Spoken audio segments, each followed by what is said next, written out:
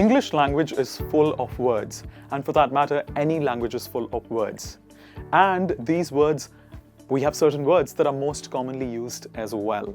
Ladies and gentlemen, my name is Hridhaan and I welcome you with a very big heart on Let's Talk. Today's lesson is entirely about how we can replace the most commonly used words in English language with their better replacements. Let's get started with the list. Number one in the list that we have of the most commonly used words is funny. How can we say funny in a different manner? I think we have one word that starts with H, and it is called humorous. Humorous actually means funny, and it has the same meaning, something that is really funny. For example, yesterday I was watching a comedy serial, and it was really humorous.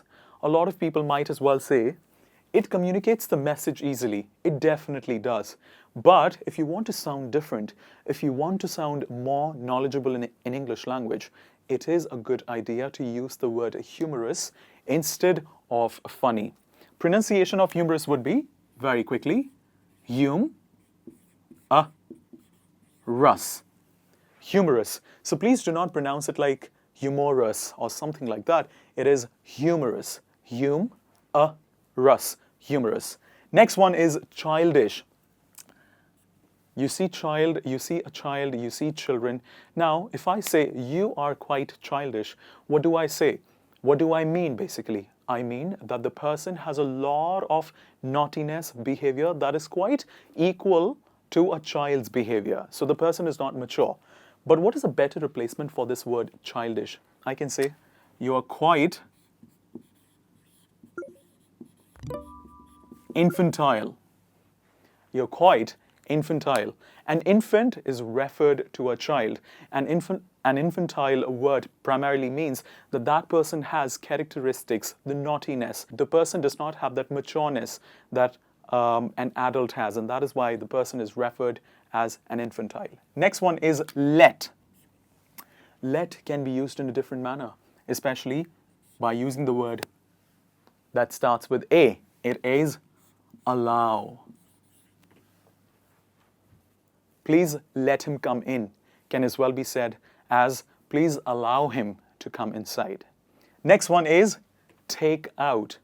What is take out? For example, let's say take out the juice. Quite a commonly used phrase, especially when you want to take the liquid out of the fruit. But if I give you another word and you can use it in a better way to sound confident and mature in English, how about that? The word is extract, starting with E. Please do not confuse it with X. We say extract, not extract. It is extract. Next word is loaded. Here, I do not mean that the jar is loaded with water or the room is loaded with furniture. I mean that the person is richy rich. Basically, the person has a lot of money. So if I say that Jack is loaded, what do I mean? I mean that the person, Jack, has a lot of money. But what is a better replacement of this word? Better replacement would be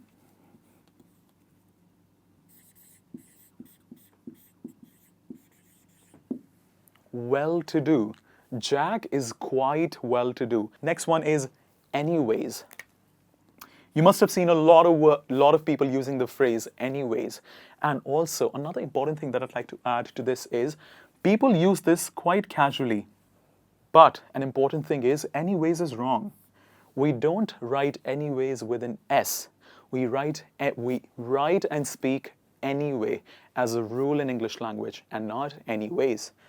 Coming to the main point, anyways can as well be used with a better replacement.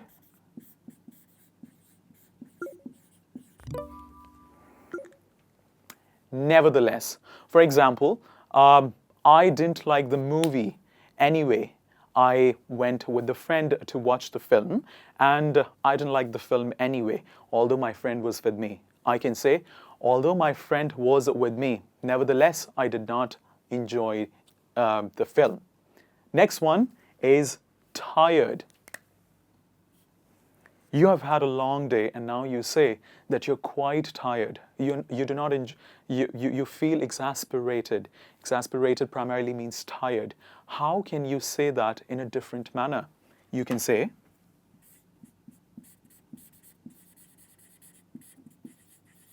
exhausted. You come home and your one of the family members says, hey, let's talk. I want to discuss something important. I want to share how my day was. But you're just not in the energy and you say, I'm really sorry. I'm quite exhausted. Can I just have my breath back and start talking to you in some time? So tired, exhausted. Next one on the list is kidding.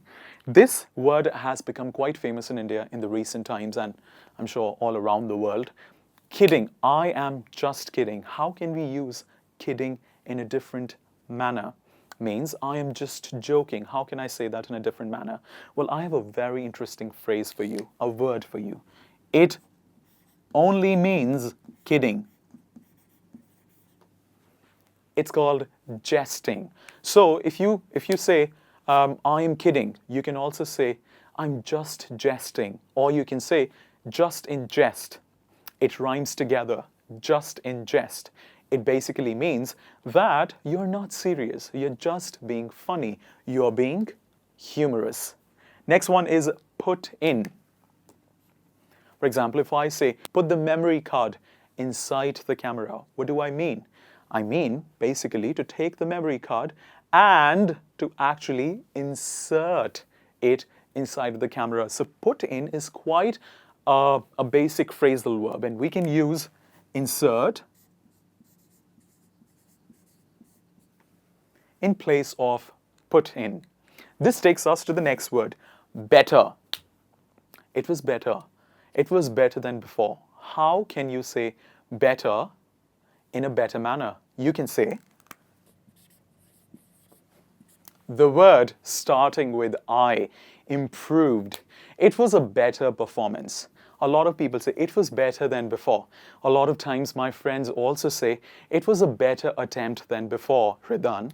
Now in that case, how can they speak this word in a better way? They can say it was an improved attempt. It was an improved version. The next word is thanks. Everybody says thanks, hey thanks, thank you. How can we use that in a better way, in a more classic way, in a more meaningful way? We can use the word gratitude. For example, you did something for me, you opened the door for me, and I say gratitude. That is quite formal and very different way of speaking English. It is not usual. It is very, very unusual. And you'd immediately turn heads the moment you say gratitude. The next one is naked. Naked is somebody who does not, who's not wearing any clothes in that moment. But how can we use naked in a better way? There is another formal word for it, and that is nude. And a lot of people mispronounce this word and they say nude. It is not nude, it is nude. With a double O. Ood, nude. Next one is a lot of. A lot of. A lot of means something that is quite a lot, large in quantity. How can we say a lot of in a better way? We can use the word. For example, you are a guest and you go to somebody's house and the person is offering you another piece of bread or another serving. You say, it's already quite a lot, thank you so much. Don't use that. Probably use a better word. It's already plentiful, thank you so much. Plentiful is a lot of. This takes us to the last word of the lesson, and that is hurry. What is hurry? When you have to hurry up. And a better word for the same word starts with an H only. And it's called haste. Please repeat after me. Haste. It's not hast or hasty. It is haste with an A sound. Haste, which equally means to hurry up. So instead of saying please hurry up, you can say please haste, we are getting late. this brings us to the end of the lesson. I hope you enjoyed the lesson and it was meaningful, and I hope this adds a lot of new words to your current vocabulary. Thank you very much for watching this lesson, and I hope you all have a great day. Thank you.